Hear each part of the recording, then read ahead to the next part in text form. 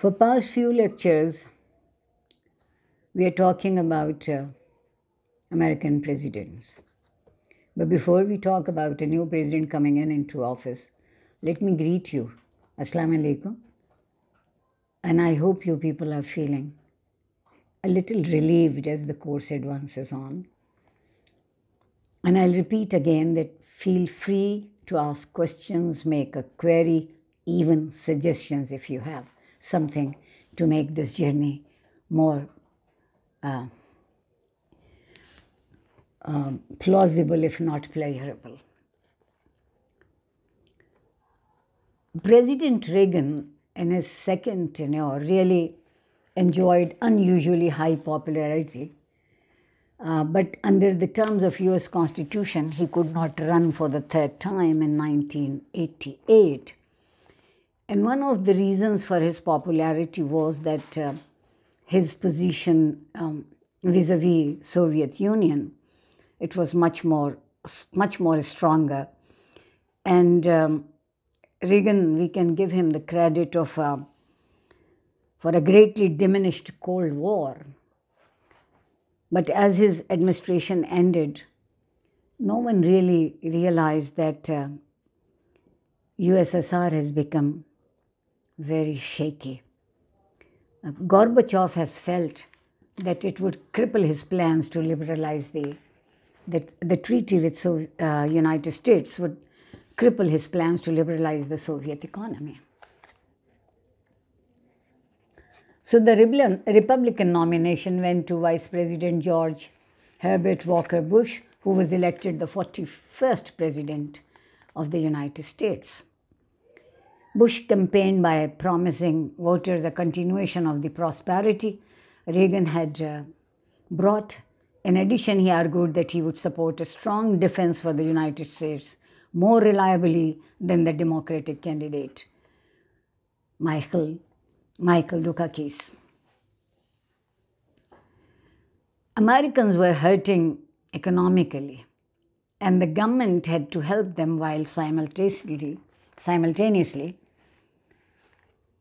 bringing the federal debt and defense spending under control. The public was much more engaged, however, by Bush's economic message. No new taxes. In the balloting, Bush finished with a 54 to 46% popular vote margin.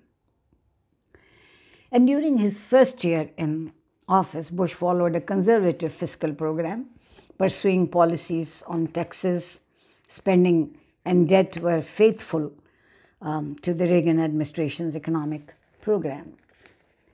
The Bush administration advanced new policy initiatives in areas not requiring major new federal expenditure. Thus, in November 1990, Bush signed sweeping legislation imposing new federal standards on urban smog, automobile exhaust, toxic air pollution, and acid rain.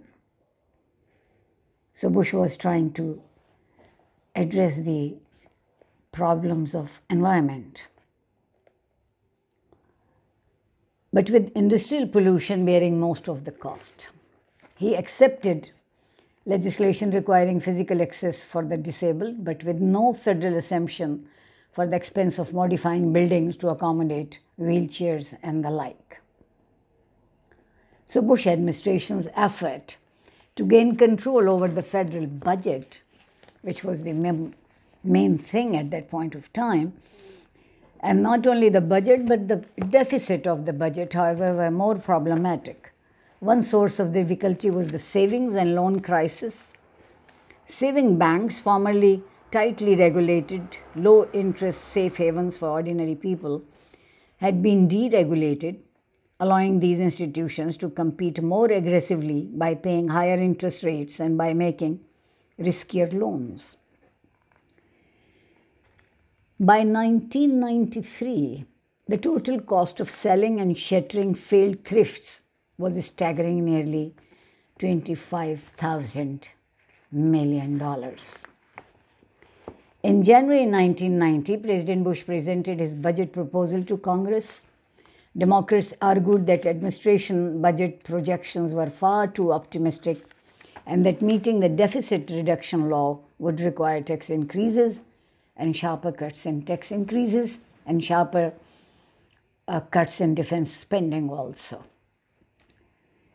All the same, the combination of economic recession, losses from the savings and loan industry rescue operations, and escalating healthcare costs for Medicare and Medicaid offset all the deficit reduction measures and produced a shortfall in 1991 at least as large as the previous years. But one important thing is there to note at this time of history, that when Bush became president, the Soviet Empire was on the verge of collapse. Gorbachev's efforts to open up the USSR's economy appeared to be floundering. In 1989, the communist governments in one Eastern European country after another simply collapsed, after it became clear that Russian troops would not be sent to prop them up. The situation that Bush administration addressed adeptly brokered the end of the Cold War, working closely with Gorbachev and Yeltsin. It led the negotiations that brought the unification of East and West Germany, agreement on large arms reductions in Europe, and large cuts in nuclear arsenals. After the liquidation of the Soviet Union, the United States and the new Russian Federation agreed to phase out all multiple warhead missiles over a 10-year period. And then another war was starting, and that was the Gulf War. The euphoria caused by the dawn of the Cold War was dramatically overshadowed by the August 2, 1990 invasion of the small nation of Kuwait by Iraq. The two countries has fought a long, inconclusive war in the 1980s.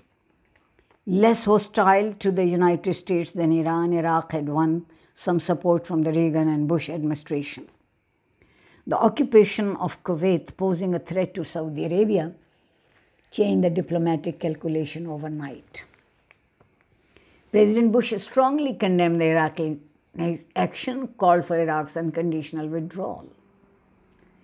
He assembled one of the most extraordinary military and political coalitions of modern times, with military forces from Asia, Europe, and Africa, as well as Middle East.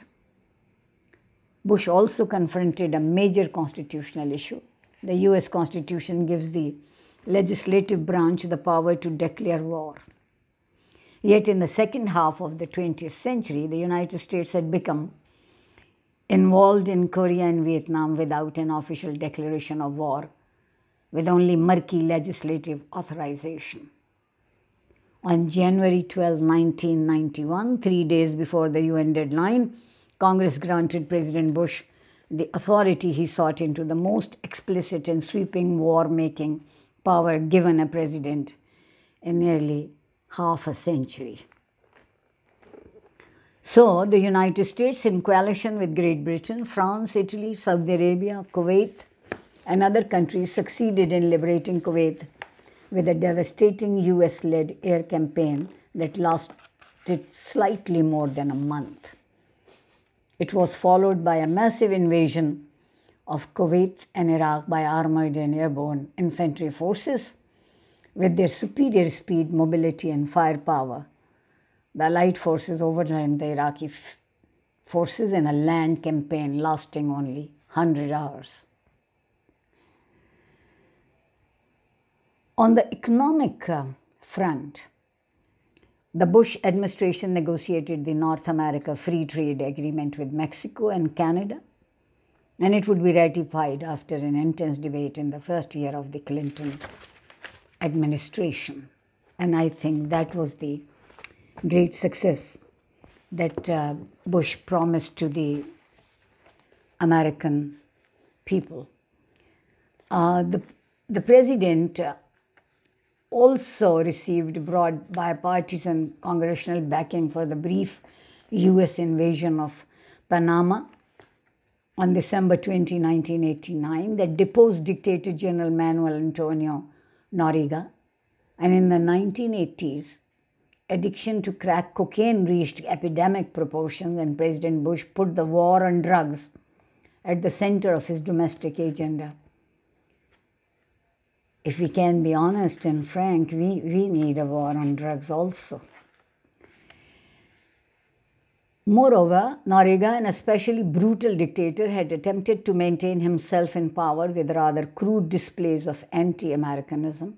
After seeking refuge in the Vatican embassy, Noriega turned himself over to U.S. authorities. He was later tried and convicted in U.S. federal court in Miami, Florida, of drug trafficking and racketeering.